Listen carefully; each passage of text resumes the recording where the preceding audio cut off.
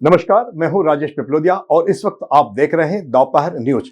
लगातार नई और ताजा जानकारियों के लिए हमारे चैनल को आप सबसे पहले सब्सक्राइब कर लीजिए। पेश है एक खास खबर। इंदौर के ब्रिलियंट कन्वेंशन सेंटर में पुण्य श्लोक माता अहिल्याबाई होलकर की 300वीं जन्म जयंती के अवसर पर इंदौर नगर निगम की अगुवाई में हुए एक विशेष कार्यक्रम में सुशासन और महिला सशक्तिकरण का पर्याय मां अहिल्याबाई होलकर जैसे महत्वपूर्ण विषय पर वक्ताओं ने अपनी बात रखी, जिसे मौजूद श्रोताओं ने बड़े ही उत्साह के साथ सुना। मंगलवार को इंदौर नगर निगम की अगुवाई में शहर के ब्रिलियंट कन्वेंशन सेंटर में एक विशेष कार्यक्रम हुआ, जिसका विषय सुशासन और महिला सशक्तिकरण का पर्याय मां अहिल्याबाई होलकर था। इस कार्यक्रम की शुरुआत मेयर पुष्यमित्र भार्गव के उद्घोषण से हुई, जिसमें उन्होंने विषय को लेकर भूमिका बनाई।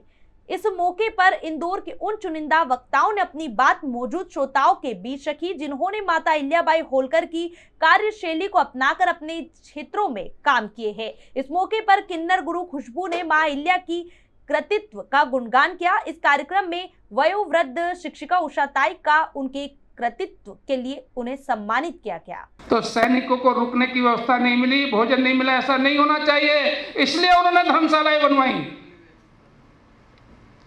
इसलिए उन्होंने अन्न के भंडार चलवाए और मंदिर बनाकर छोड़ नहीं दिया। उनकी दृष्टि देखिए, आज भी उन मंदिरों के लिए उन्होंने गांव दान किए, उचित आर्थिक व्यवस्था की और इसलिए की कि आने वाले दिनों में भी इन मंदिरों के सामने कोई आर्थिक समस्या ना आए। इतनी गहरी दृष्टि उनकी इसके प्रति थी। यहाँ पर उनके लोगों ने कहा कि महारानी तो मंदिर बनाती रहती है, राज्य का सारा पैसा उसमें जा रहा है। तो आप सबकी जानकारी के लिए उन्होंने एक भी मंदिर राज्य के पैसे से नहीं बनवाया। इतिहास में क्या आता है, उनकी सासू माँ को कुछ गांव मिले थे, उन गांव की इनकम उनकी सासू माँ संभालती थी। परंपरा से वो जो कोष था, उस कोष पर महिलाओं का अधिकार रहता था।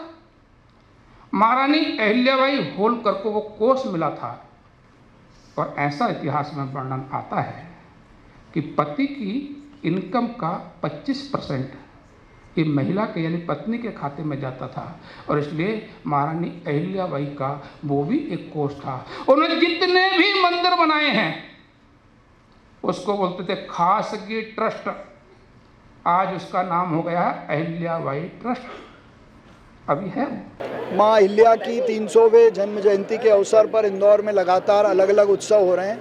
आज भारतीय जनता पार्टी के अखिल भारतीय सह संगठन मंत्री माननीय शिव प्रकाश जी ने माँ अहिल्या के जीवन, उनके गुड गवर्नेंस और कैसे उनका गुड गवर्नेंस आज पंचायत से लेकर पार्लियामेंट तक फॉलो किया जा रहा है, उस पर हम सबका मार्गदर्शन दिया, जिसमें इंदौर के अलग अलग क्षेत्रों की सभी प्रबुद्ध महिलाओं ने विशेष रूप से सहभागिता की।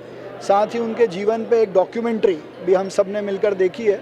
मुझे विश्वास है कि माँ अहिल्या के 300वीं जन्म जयंती पर उनका संदेश हम तक पहुंचा है। आज का कार्यक्रम, आज का ऑर्गेनाइजेशन बहुत ही अच्छा रहा। मतलब हमको बहुत सारा लोकमाता अहिल्या देवी के बारे में हमें बहुत सारे अनछुए पहलू थे जो आज ज्ञात हुए। इसके लिए हम बहुत बहुत आभारी हैं। माननीय पुष्यमित्र भार्गव जी के हम बहुत बहुत आभारी हैं और हमें यहाँ बहुत अच्छा मौका मिला। यहाँ पे हम सभी लोग उपस्थित हुए, जानकर बहुत सारी बातें जो है पता चली। बहुत बहुत धन्यवाद उसके लिए। हम यहाँ आए हैं, कार्यक्रम हमारे को बुलाया गया है हमारे नरेंद्र मोदी के नेतृत्व में और हमारे पुष्यमित्र भार्गव जी यहाँ के मेयर हैं, उनके नेतृत्व में बहुत अच्छा काम हुआ है।